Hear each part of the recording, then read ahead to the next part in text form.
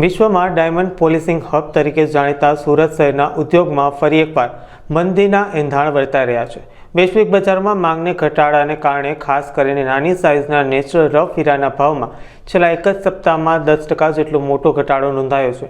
આ ઘટાડાનું મુખ્ય કારણ લેબ ગ્રોન ડાયમંડ છે, જે નેચરલ હીરા કરતાં 70%થી 80% ઓછા ભાવે મળતા હોવાથી આંતરરાષ્ટ્રીય ગ્રાહકો ઝડપથી લેબ ગ્રોન જ્વેલરી તરફ વળી રહ્યા છે. બીજી તરફ અમેરિકા અને યુરોપ જેવા મુખ્ય નિકાસ બજારોમાં ચાલી રહેલી મંદીના કારણે પણ નેચરલ ડાયમંડની માંગ ઘટી છે અને સ્ટોકમાં વધારો થયો છે. ઊંચા ભાવે રફની ખરીદી કરનાર ઉદ્યોગકારોને હવે તૈયાર હીરાના ઓછા ભાવ મળતા હોવાથી મોટું નુકસાન થવાની ભીતિ છે. આ મંદીનો સામનો કરવા સુરતની અનેક મોટી ફેક્ટરીઓ હવે નેચરલની સાથે સાથે લેબગ્રોન ડાયમંડ પર કામ કરવા તરફ વળી રહી છે. મારું નામ છે ભારત સ્ટાક, diamond worker union vice president. જે પતલી સાઇઝની રફનો જે 10% ભાવ વધારવામાં આવ્યો છે એની સામે જે નેચરલ ડાયમંડના જે કાંઈ વેપારીઓ છે એને ભાવ તોડીને પોલિશ ડાયમંડ માગવામાં આવે છે, તો રત્ન કલાકારોને પણ ભાવ તોડીને હીરા ઘસવામાં આવે છે. તો આ બાબતે બહુ ખૂબ ગંભીર છે.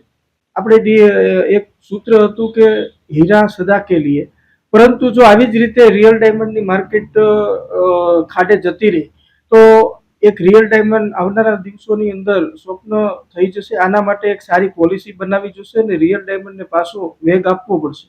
જો જમીનથી જોડાયેલા જે રત્ન કલાકારો છે, લાખો રત્ન કલાકારો હીરા ઉદ્યોગની સાથે જોડાયેલા છે, એમાંથી પણ હજારો લાખો રત્ન કલાકાર એવા છે જે રિયલ ડાયમંડ ઘસે છે અને જે જોબ વર્કના કારખાના ચલાવે છે. જો એને પૂરતા પ્રમાણની અંદર ભાવ નહીં મળે તો એને કામ ઓછું થવાના, બેરોજગારીનો દર વધવાની શક્યતા છે. તો આ બાબતે અત્યારે લેબ્રોન ડાયમંડની જે માર્કેટ છે એ વ્યવસ્થિત રીતે ચાલે છે, તો એવી જ રીતે રિયલ ડાયમંડની માર્કેટ ચાલે અને બંને માર્કેટ અલગ અલગ જો ડેવલપ થાય અને સરકાર આમાં જો વ્યવસ્થિત ભાગ ભજવે તો રિયલ ડાયમંડની માર્કેટ આપણે વ્યવસ્થિત રીતે ચાલુ કરી શકશું. બાકી રત્ન કલાકારોને 3 વર્ષ ત્યાં તો મંદી છે અને આ પૈડા ઉપર પાટું જે પતલી સાઇઝના હીરા છે, એ પતલી સાઇઝમાં લાખો રત્ન કલાકારો કામ કરે છે. એને સીધી અસર એના પગાર ધોરણ ઉપર અને રોજગારી ઉપર થશે, એટલે બેરોજગારી બનવાની શક્યતા છે. તો આ બાબતે સરકારને વિચારવું જોઈએ. રિયલ ડાયમંડ અને લેબ્રોન ડાયમંડની એક સારી પોલિસી બનાવે અને સારો એવો ગ્રોથ હીરા ઉદ્યોગ કરે એવી હું આશા રાખું છું. દુનિયાની અંદર છેલ્લા 3 વર્ષની અંદર વૈશ્વિક સ્તર ઉપર યુદ્ધના માહોલના કારણે તૈયાર માલની ઘટ ધીરે ધીરે ખાસ કરીને પોલિશ ડાયમંડની અંદર ઘટ જોવા મળી રહી છે. એકંદરે જોઈએ તો વિશ્વનું સૌથી જેમ્સ એન્ડ જ્વેલરીનું સેક્ટરમાં અમેરિકા છે. અમેરિકાની અંદર પણ લોકોના ફુગાવાના દરના કારણે ખરીદ શક્તિ ઘટી છે. ખાસ કરીને ઇઝરાયલ લેબનોનનું યુદ્ધ હોય, ઇરાક સાથેનો તણાવ હોય, એ રશિયા અને યુક્રેનનું યુદ્ધ હોય, બાકી નાની નાની કન્ટ્રીમાં પણ નાના મોટા યુદ્ધોનો સતત વૈશ્વિક સ્તર ઉપર ચાલુ હોવાના કારણે લોકોની ખરીદ શક્તિમાં ખૂબ મોટી અસર જોવા મળી રહી છે. પરંતુ આની અસર જેમ્સ એન્ડ જ્વેલરી સેક્ટર ઉપર ખૂબ નેગેટિવ અત્યારે જોવા મળી રહી છે.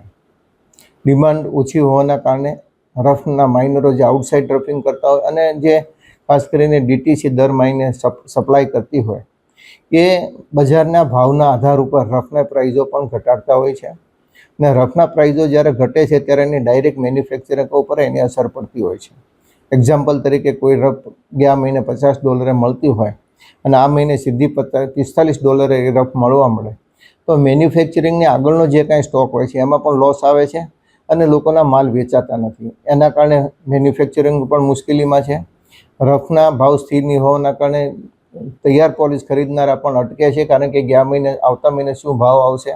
આ બધી પરિસ્થિતિના કારણે હાલની પરિસ્થિતિમાં પતલી સાઇઝની અંદર ખૂબ મોટી એની નેગેટિવ ઇમ્પેક્ટ અત્યારે જોવા મળી રહી છે.